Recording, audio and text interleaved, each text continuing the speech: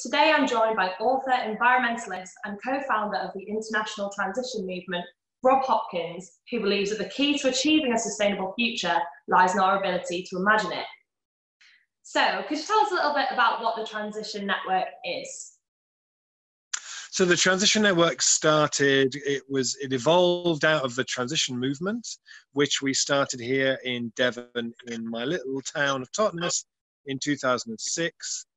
And it was an exploration, an experiment to say, okay, we have this huge problem with climate change. And if we try and think, if we think we can solve this on our own by changing our light bulbs and stuff, it'll be too little.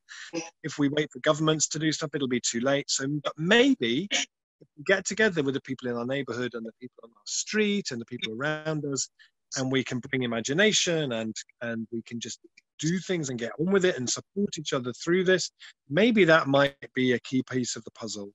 So we started it here. 2006, we had a big event called the Unleashing of Transition Town Totnes, and then there were other places that started doing the same process as well, and then it grew and it grew and it grew, and you'll now find transition groups in about 50 countries. I think about 27 countries have what we call national hubs, like Transition Germany, Transition Italy, or whatever. There are thousands of groups who are doing this, and it's really, I guess, a sort of proactive, positive, solutions-focused approach, which says, what can we do here with the people we have, with the resources that we have?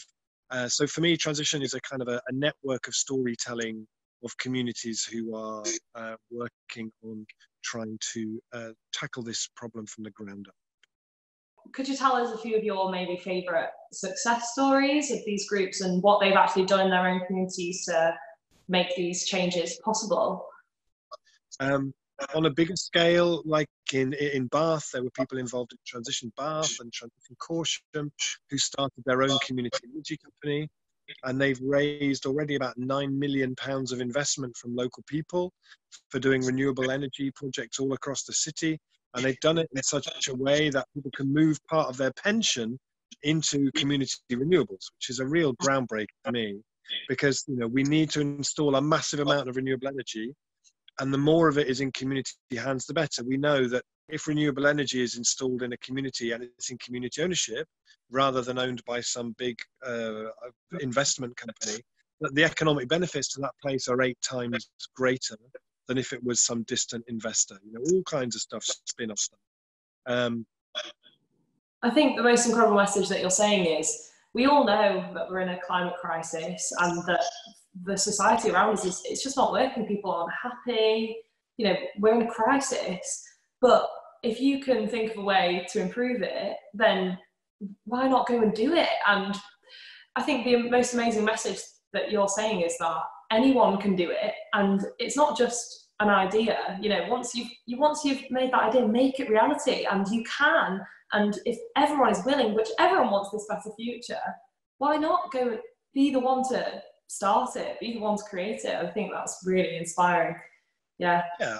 I mean, Martin Luther King didn't stand up at the Lincoln Memorial in 1963 and say, "I have a dream," but I'm a bit busy actually. I've got a bit too much stuff on at the moment, and I don't think I can really kind of spare the time. And it's like actually, these are times more than any time that calls us and kind of demands us to step up and to do something and to be part of it. And whether that takes the form of the kind of Extinction Rebellion sort of approach of being the big and bold, beautiful no, or whether it's being part of transition or lots of other similar movements that are about the big, bold, beautiful yes. We need all of those things. It's not that complicated.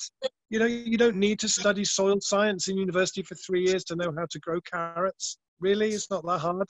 I had a friend of mine who, when we lived in Ireland, used to come and teach courses, building courses, and he used to do a session called Foundations in 10 minutes.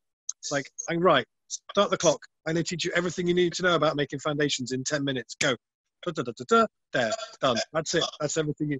And so that spirit really kind of runs through a lot of what I do. That sense of, well, can't be that hard. Let's just give it a go and see what happens. This is absolutely the time to not sit on your hands anymore. That ship has sailed. Could you explain to us what permaculture is? It's like, how do we take the observations from how nature works and use that to apply, you use that to design a sustainable society. So what would you say to groups that are maybe emerging now or want to emerge now? How do you think would be the best way for them to approach starting, maybe online or digitally? So right now, I think a lot of people are experiencing a sense of what it feels like to be part of a community of people who care for each other, which when we're so busy and hectic and dashing around and busy, we can forget that.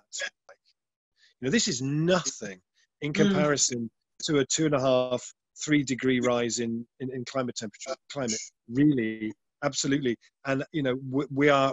Yes, we've had some panic buying. We're not in the middle of famines and food shortages and food rationing, and we will be unless we're able to bring climate change. Unless we're able to really drastically change things. And what the climate movement has been saying for years is actually, if we're to have any hope staying below 1.5 degrees, that will require cuts of like 8, 9, 10% a year starting right now. That means we need to completely reimagine how the transport system works. We need to get cars off the streets. That means we need to bring food production much closer to home. It means we need to move as organizations and businesses feeling like it's acceptable to just have a team meeting in Paris just because you need to get everyone together, and we'll fly everybody in from all over the world. You know, it means a more just society where there is nobody who doesn't have a bed for the night. You know, it's where we have a health service that is properly funded and all that kind of stuff. All that stuff we've been told for years that we're completely naive dreamers and that's never going to happen, and that and that growth comes first. And actually, what we've seen in the last 2 or 3 weeks is all of a sudden that stuff just changed like that. You know, we could be. In Spain now, they're very seriously talking about bringing in a universal basic income. We could, by the end of this crisis, have a universal basic income in this country. You know, we are. Nothing is impossible. What this crisis is telling me is actually, when you have a government who takes a crisis seriously, you know, you can actually. You know, my local school, their product design group 3D printer now is making protective goggles for our local hospital. You know, actually, if we choose to say this is a crisis, we need to throw everything at this. We're going to bring in universal basic income. We're going to change the narrative. You know, this can happen. All of this stuff can happen. We can ground 95% of the world's flights, and things kind of still go on. And you know, people are now having a taste of what we've said for years in terms of air pollution is killing 40,000 people a year in this country. And if you get the cars off the street and you let the cities, the air quality clear in the cities, how would that be? Everyone got, oh, I can't even imagine that. That's completely unimaginable. Well, now go out of your door, and we're there. It's there. You know. So this is a phenomenal, for me, taste of nobody's going to buy that myth anymore, that actually things don't change. Change doesn't happen. Oh, we'll do that next year. Oh, well, that'll happen later. And it's like, actually, we could do this. We could do everything that a 1.5 degree world demands of us. And actually, it could really be the way out of this. If we can mobilize the army to do this, to do the things they're doing now, if we can build a hospital, if we can turn the EdXL Center into a 4,000 bed hospital in 2 weeks. You know, in China, they built a brand new hospital from a bare piece of ground to a finished hospital in 6 days. You know, and we're told, oh, well, no, we can't decarbonize the society. That'll take at least 30 years. And that's being ambitious. Rubbish. And so in your book that you've written, you talk about the importance of imagination. So the importance that we can imagine a sustainable future before we then go and create it. So could you tell us a little bit more about the importance of imagination, and especially at this moment, and how that's relevant? Yes, I wrote a book called From What Is to What If, which came out late last year. which was the result of a couple of years I spent really sitting with this question. I kept reading people who I really admire, like Naomi Klein and Bill McKibben and George Monbiot, and people who kept saying climate change is a failure of the imagination. And then they'd move off to talk about something else. And I was left there going, that was really interesting. What did you mean by that? How did you mean? Why would we be having a failure of the imagination in 2019, 2020? Why would that be a thing?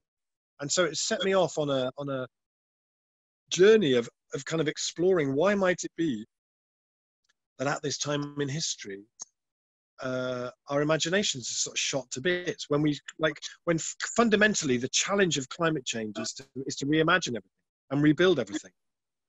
So we need our imagination to be our key superpower. We need an education system where the people are coming out at 18 with their imagination on fire and feeling like anything is possible.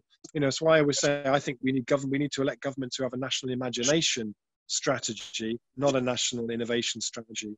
And the book sort of goes around and visits it asks lots of different what if questions. What if we had an education system that fired young people's imaginations? What if we were really good at asking what if questions? And then it goes and visits, and I did over 100 interviews and went to lots of really interesting projects. And I hope that it is a really useful contribution to now, actually, because if ever there was a time that invited us to imagine and ask what's next, it's now. This is that time. If you could tell us, just maybe give us a sentence or so that just says directly to the viewers something that they can do now during this time, just say like a few things right off. So like, read your book, sign up to the Transition Network, start talking to your communities. You could just rally off a few things like that about what they can do now during this time that will actually implement change. So I would say that during this time of lockdown, a few things that you can do that would be really, really great. One of them, which I would say, would be to read From What Is to What If, because I think there's some great ideas in there that you'll find really useful. I would say that the main thing that I would say, actually, beyond being of best service to the people around you during this time, is to seek out and fill your head with as many possibilities of what change might look like as possible. When we are imaginative, what we're just basically doing is pulling together things that we've already heard in other places or seen or felt and assembling them in new and unique ways. But we can only do that if we have those stories. So use this time to give yourself an hour a day to seek out great stories around food and energy and housing. Subscribe to Positive News magazine. Fill yourself up with those possibilities. And then when this is over and we go back out into the world, you'll be one of those people who can say, but actually, we could do this, we could do that, we could do this. So for a final question, I just wanted to ask what a sustainable future looks like to you. I think for me, a day in the life in 2030 would be a day where you would be living in a house that cost you very, very little to heat, that would be powered by mostly renewable energy, that would be part of renewable energy grids around where you live that are mostly in community ownership.